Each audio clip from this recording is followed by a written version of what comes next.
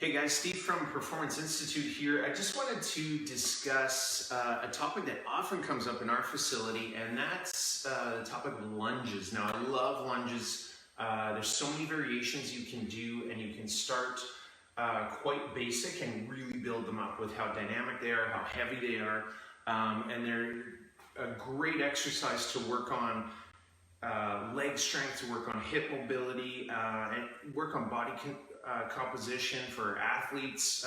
It's a great split step pattern that we can work on, the running or cutting, those sorts of things. And it's a great exercise, but the problem that comes up sometimes is that people will often get pain in their knee.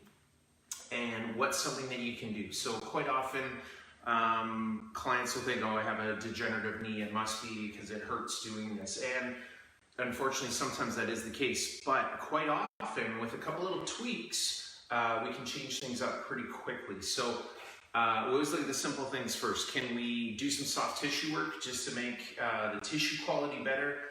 Give that chain a little bit more slack, and then can we do a couple things to change mechanics and get those better? Mechanics are critical with everything. So let's talk about that. So especially if you're getting knee pain on that front leg as you're doing a lunge, what can we do? So if you think about it, we have our quads, so there's 4 of them, and they come down into, over the top of the kneecap into what's called this patellar tendon. So they'll come in and attach down just below the kneecap. So depending on what you do, what your movements are, do you walk with your toes flared out? Do you skateboard? Do you do certain movements that load that patellar tendon, or maybe load certain portions of those quads? Do you golf?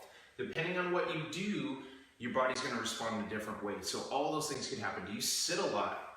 So the first simple thing you should be doing is some basic soft tissue work. So what you can do is grab yourself a roller, and I think a great strategy to always think of when you're rolling, as sadistic as it may sound, is think about hitting those areas that are tight. We all like to avoid pain, but if you're getting pain from doing a movement and you're noticing that you apply some external pressure, all of a sudden there's pain, that's not good. So we want to make sure that we're releasing the tissue. So a great way to think about it is if you're lying down on your roller, okay, you start that roller just below the hip, and you can see I'm swinging my other knee up. And what I want to do is take about a 3-inch section. So I'm just going to roll up and down with as much of my body weight on that roller as I can handle.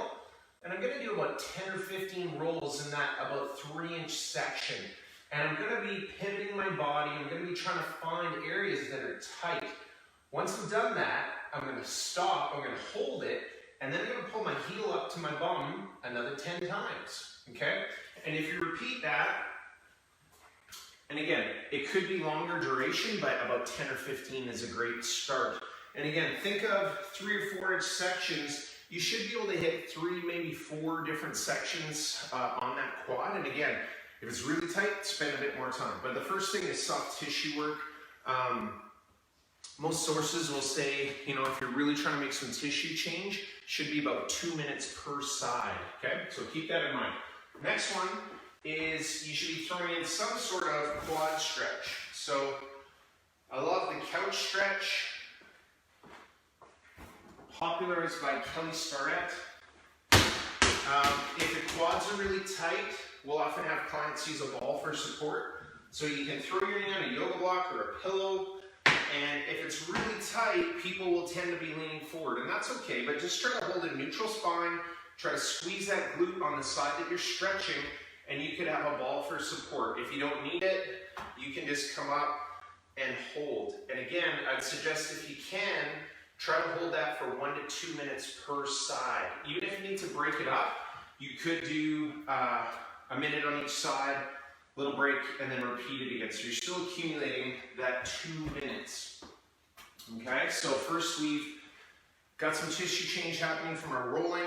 Now we've stretched it out, maybe a difference already. If you're still feeling some pain, another option that we'll often incorporate is doing a banded lunge. So I've just attached a little power band here to the rack, and And what you can do is just step through that band and place the band so it's just behind the knee, and then you're going to step back so you've got a fair bit of tension on that band. Now, mechanically, for most people with healthy knees, and no issues at all, if your knee does track forward a little bit, it's really not a big issue. But when there's knee pain, we really got to be strict on keeping that knee directly over top of the ankle and think about pressing through that front heel. So hopefully you can see okay there. I'm going to keep my knee right over top of my ankle. I'm really jamming this right heel into the floor, and then I can do my lunge as I go through that motion. Okay? And the idea with the band is a couple things. It's going to force your weight to shift back. It's going to get the glutes to kick in.